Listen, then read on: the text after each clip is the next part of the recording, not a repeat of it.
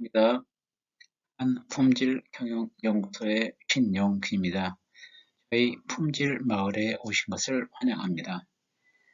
오늘은 고질적인 품질 문제, 즉 고품 해결 방법 실무에 관련되어 아마 시리즈로 설명하게 될 아마 첫 번째 챕터가 됩니다. 첫 번째로서 오늘은 고품 해결 개요에 대해서 간략하게 언급을 해 드리도록 하겠습니다. 참고로 본 시리즈는 총 10개 이상의 챕터로 아마 구성을 하였습니다.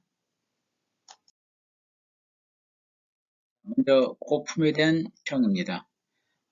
자동차 업종에 가보게 되면은 고품이란 용어를 많이 사용하고 있습니다. 또한 다른 사업 분야의 산업 분야에도 아마 차츰적으로 이 고품이란 용어를 사용하고 있습니다.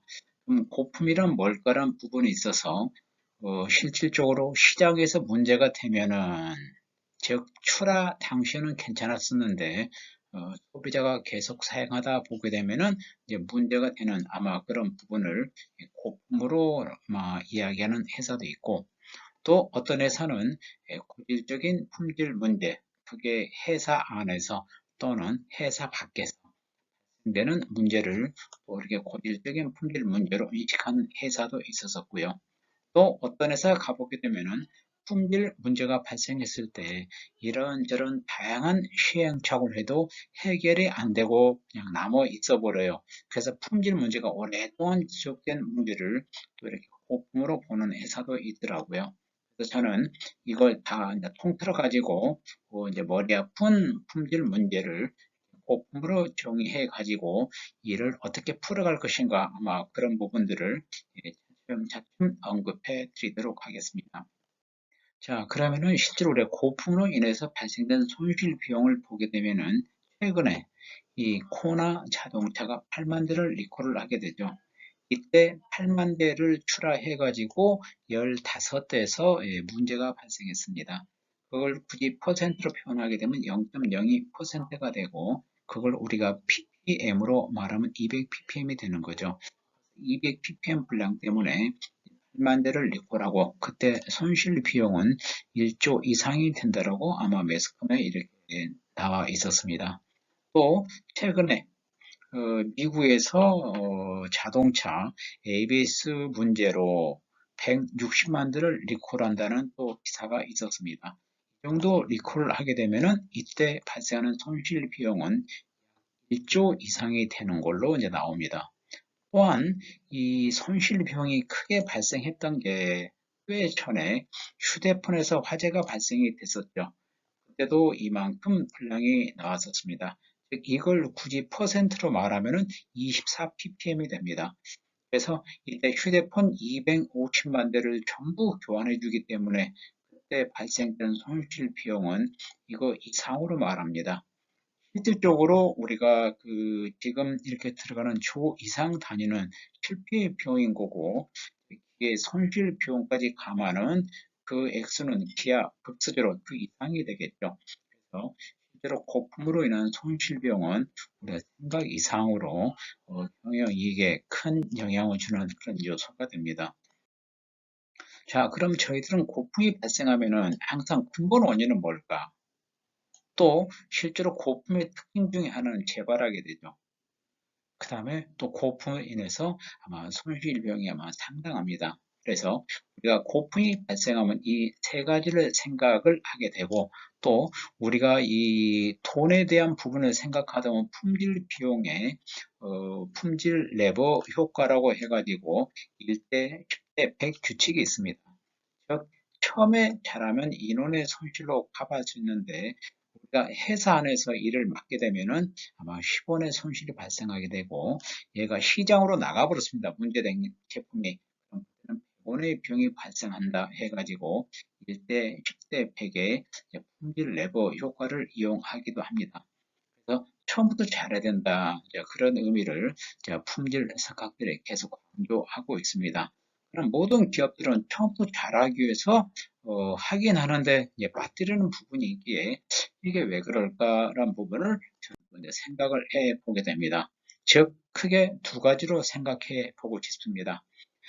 지금까지 저희들은 제품을 출할 때 양품만 생각합니다. 또는 작동이 된다 안 된다 예를 보게 됩니다. 근데 우리가 양품에도 겨우 양품이 있고 확실한 양품이 있습니다. 근데 이 실제로 앞으로 우리가 고품이 발생하지 않으려면 확실한 양품을 생각하는 그런 문화로 갔으면 합니다. 예를 들어 가지고 얘는 그 미세먼지를 이렇게 칼라로서 안정, 불안정, 즉 양품과 불량품을 비교하는 그런 수치로서 이렇게 칼라를 표시합니다. 이 미세먼지 수가 80을 넘어가게 되면은 마스크를 사용하게 됩니다. 그래서 그때는 이 컬러가 빨간색으로 표시됩니다. 그럼 현재 이 미세먼지 지도를 보게 되면은 76도 있고 8도 있고 즉 스펙은 80이라고 했을 때 겨우 양품입니다. 그 다음에 이쪽에는 스펙이 80이라고 했을 때 완전한 양품입니다. 그럼 우리는 얘를 똑같이 좋은 양품으로 봐야 될까요? 라고 했을 때 아니죠. 얘가 확실히 좋은 거고 얘는 겨우 좋은 겁니다. 그래서 이때는 우리가 마스크를 준비를 해야 됩니다. 이때는 마스크 준비하지 않아도 돼요. 그렇기 때문에 회사에서도 이런 확실한 양품을 생각하는 부분으로 가고 싶고 이제 그렇게 하기 위해서는 어떤 작동이 된다 안 된다는 관점이 아닌 성능을 봐서 그 성능이 확실하게 나오느냐 그 부분은 바로 이제 목표값을 말하죠.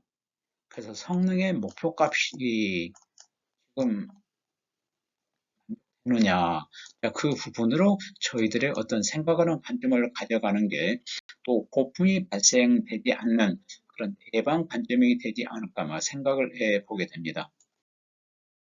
즉 타겟트입니다.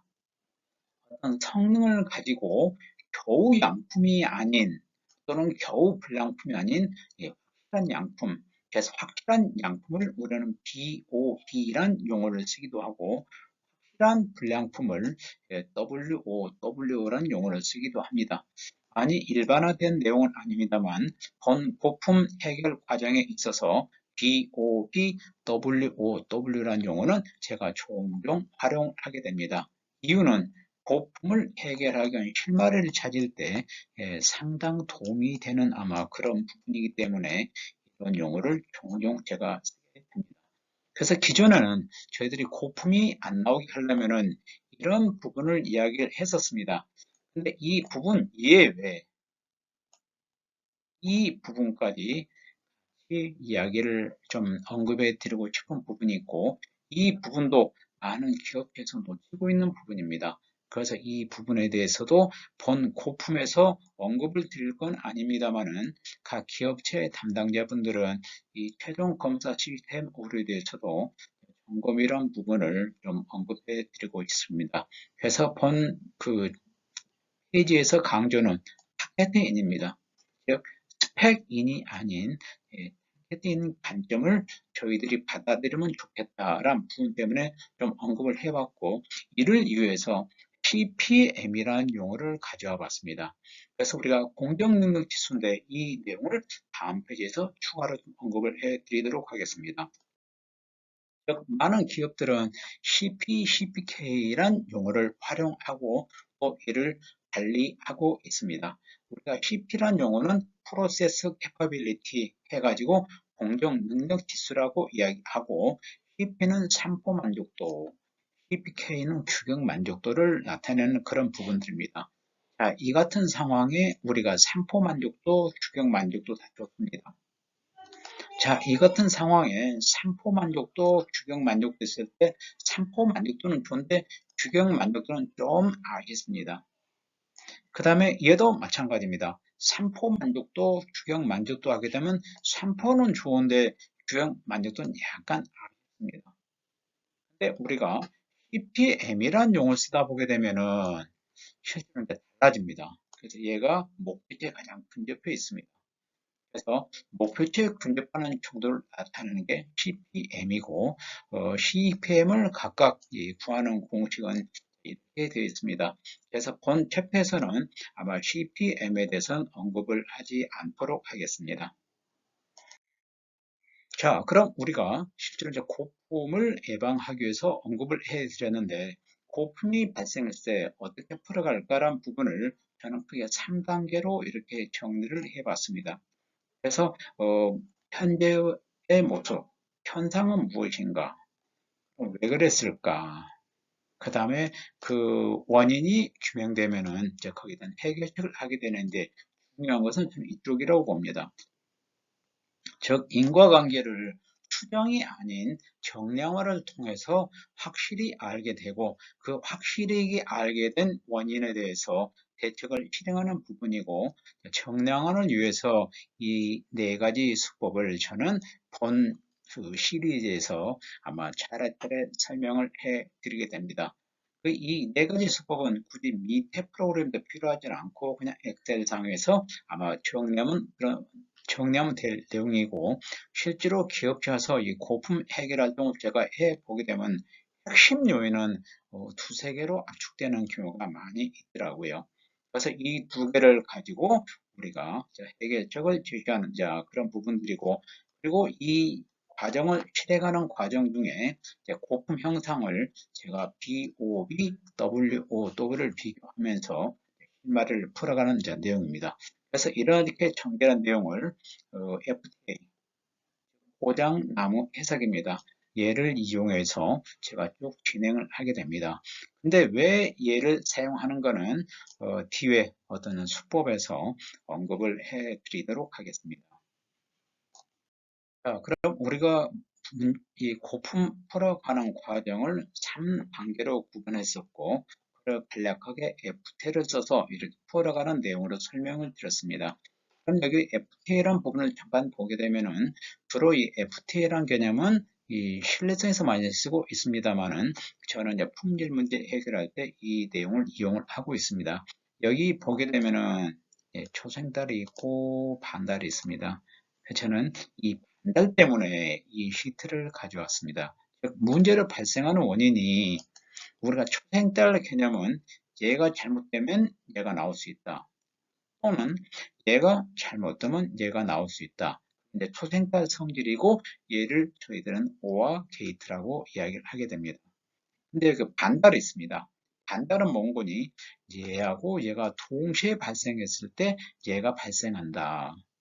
그래서 얘와 얘와 동시에, 그래서 그걸 우리가 AND라고 이야기하게 됩니다. 즉 우리가 문제로 발생되는 원인이 이렇게 조합에 의해서 발생될 때 그때 AND를 나타내게 됩니다. 근데 이걸 이렇게 한 시트에 나타내는 방법이 있어서 많은 분들은 오와 성질로 접근을 많이 하시더라고요. 근데 제가 이제 고품 해결 활동 하다 보게 되면은 상황에 따라서 이런 AND 성질을 가진 게 있어가지고, 그래서 이렇게 FT를 활용하게 되는 아마 그런 부분으로 정리를 하게 됐습니다. 한 장으로 이렇게 를 정리해 가지고 문제를 해결한 내용을 좀 정리를 했고, 이후에 우리가 어떤 수법 또는 사례 또는 개념 이야기할 때 종종 이런 내용들을 언급해 드리도록 하겠습니다. 감사합니다. 이어서 계속 시리즈로서 설명을 드리도록 하게 됩니다. 네, 감사합니다.